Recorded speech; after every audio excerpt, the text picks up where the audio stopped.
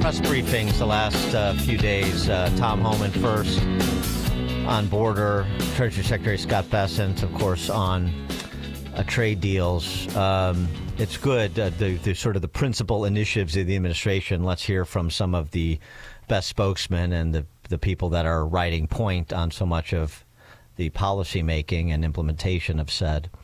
Bessent yesterday taking questions from the press and offering updates on what he believes the progress is with some of our key trading partners, not China so much, but others, including India and Japan, saying this. Vice President Vance was in India last week.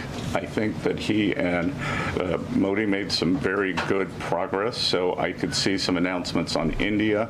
I could see the contours of a deal with the Republic of Korea coming together, and then we've had substantial talks with the Japanese.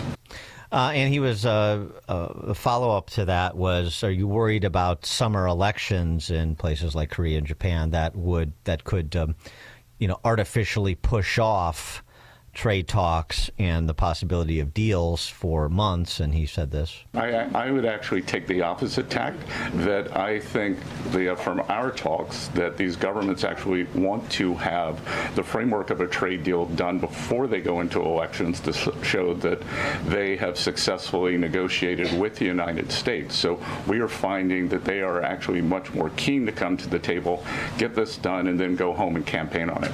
That makes sense. It's a good response, and it makes sense, too, which is always helpful in a response.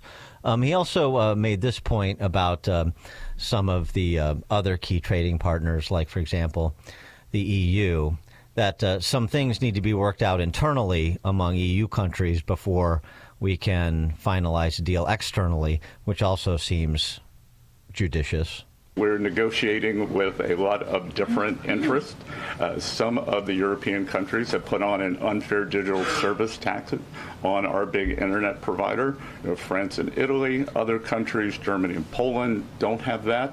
So we want to see that unfair tax of one of America's great industries removed. So it's going to be a give and take. So they have some internal matters to decide before they can engage in an external negotiation. Bessent's done a good job of being the market whisperer, calming some of the jitters on Wall Street, but that will only take you so far. Some finalization of some of these deals needs to happen post-haste, I would suspect, and particularly against the backdrop of the GDP number out for Q1 out this morning, which was negative growth. That's not where you want to be. I know the argument is going to be it's a temporary before we get the springboard of trade deals, not to mention tax relief and spending reductions, but negative growth is negative growth.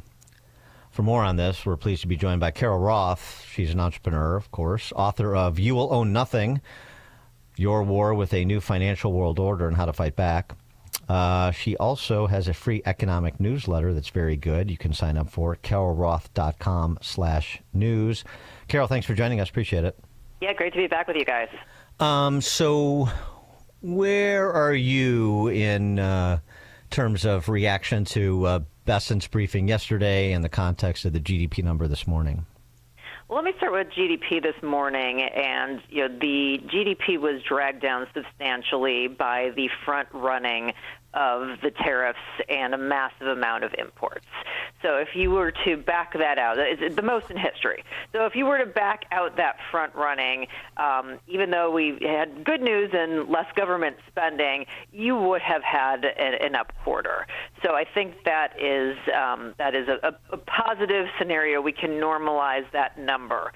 However, we're not going to be able to get that kind of grace and normalization next quarter. So I think it's really dependent on what happens in terms of the fallout from the length of the tariff policy and the negotiation. If it continues to go on and you end up having a down quarter because of actual retraction of growth, not sort of a one-time external factor, that's going to be a big issue. And that's always been my concern, is that so much of the tariff policy, instead of being done surgically and focused on certain industries, or really focused on the companies that were abroad and not the U.S. companies that have foreign components of their supply chain, if that ends up dragging down the GDP, then there's going to be no argument that it will be a technical recession, even though under Biden they tried to change the definition of a technical recession, and everyone will have swapped positions on that. Right. Well, how much do you trust the government-reported GDP data? I mean, given recent concerns about methodology and revisions and all of that.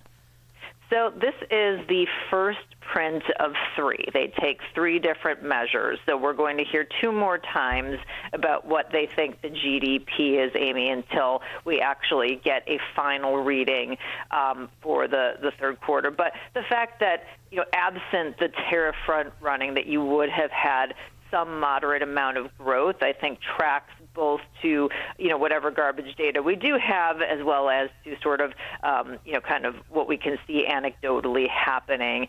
And I really think it's, what happens this quarter that's the most important to determine, is this going to be a successful economic presidency? Because, listen, Trump was handed a really tough deck of cards by the Biden administration and was going to have a tough path anyway. There was a recession possibility without them doing anything. And then the policies that they have kind of led with really have accelerated that. You had a piece over at foxnews.com that I thought was a good insight.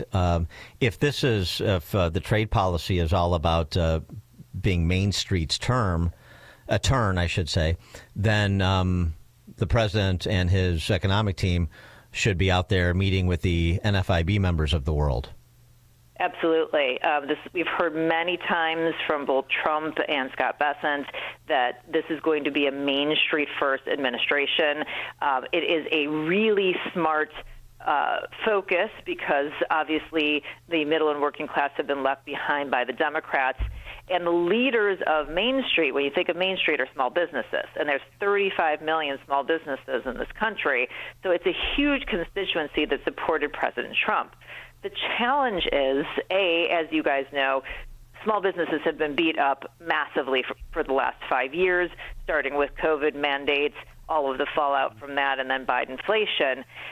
So, in a normal period of time, they would not have the same kind of runway a publicly traded company has. After 5 years, they're just hanging on by a thread. They need things to go in the opposite direction. So having a scenario where you are exempting some of the smartphone makers and chip makers and computer makers and tech that have tens of billions of dollars on their balance sheet, now we're hearing some of the automakers may get an exemption. It's time for small businesses to be at that table and to talk to the president and hopefully have some policies in place.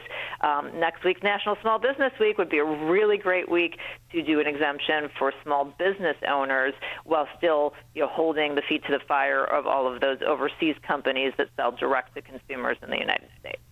Well, what about even a larger confab than that? What about, since at least it's my contention that sort of this Wall Street versus Main Street is a false dichotomy. Thinking about small businesses who are first, second, third suppliers to the auto industry, for example. What about getting Wall Street and Main Street together for that conversation? I think it makes a lot of sense, as long as they are in the room. And I think that's the challenge, is we often hear that, Trump on the retail side met with Walmart and Amazon or not Amazon, Target and Home Depot and Lowe's.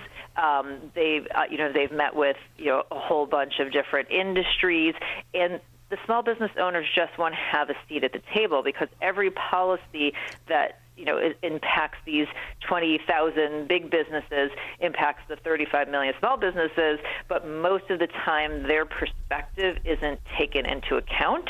So I think it would be a really good step to continue to have advocates, whether it's individual advocates, whether it's some of the groups, you mentioned NFIB, which is great, the S Corporation Association and SBA or whatnot, as well as a representative sample of some small business owners, so we can make sure that when these policies are put in place, the small business perspective is heard and considered. Speaking of Amazon, since you mentioned them, the administration said that Amazon's thought about breaking out import charges in terms of the cost of goods people buy on Amazon, they would consider that to be a hostile and political act. Well, it may be in part a political act, but I mean, like I'm all for price transparency. I wish we could get that at the pump, where you educate people just on how much taxes are a part of the cost per gallon of gas.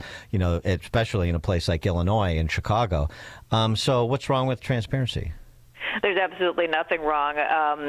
It's funny that got walked back, more quickly than almost anything I've seen. That story was killed in about 3 hours with a Trump phone call to Bezos.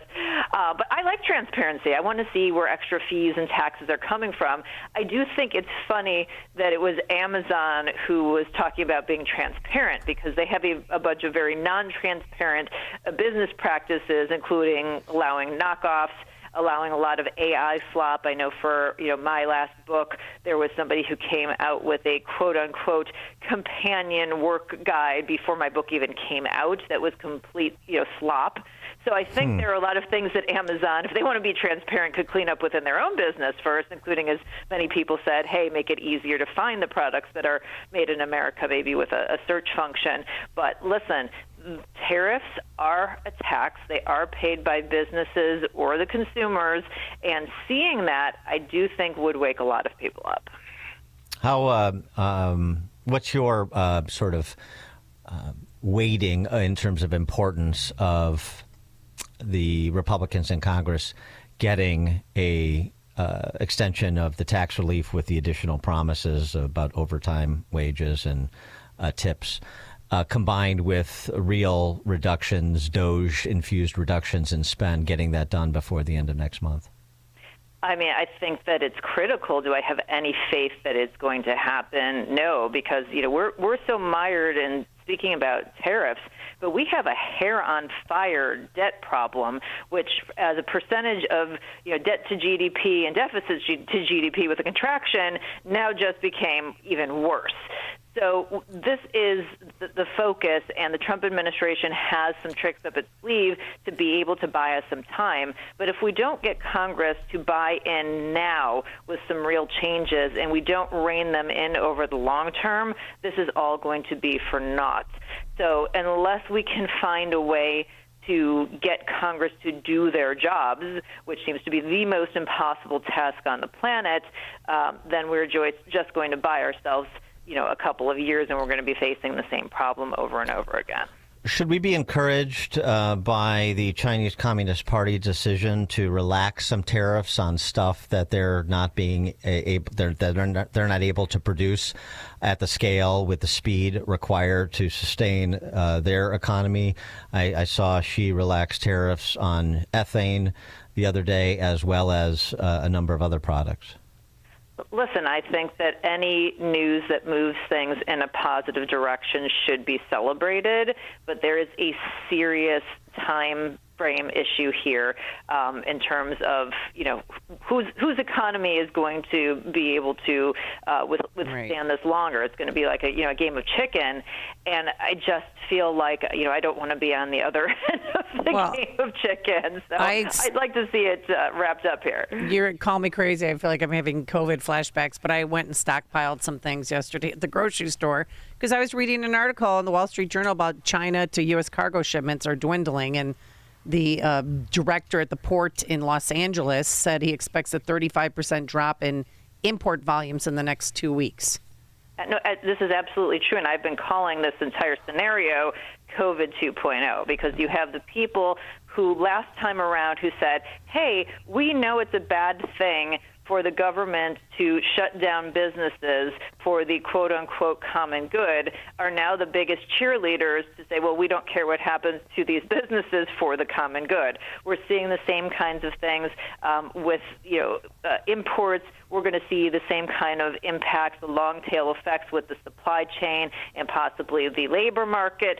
So we've seen this movie before. It's a sequel. It's slightly different. It's got a slightly new cast, but it's basically the same story, and we should have learned the lesson. And it doesn't mean that things don't need to be changed. It doesn't mean that we need to protect our national security in certain areas and bring shipbuilding and defense manufacturing and pharmaceutical supply chains here to the U.S., but the overly broad nature of what is being done in service of some of these goals, especially when there are other tactics available, I think is an unforced error.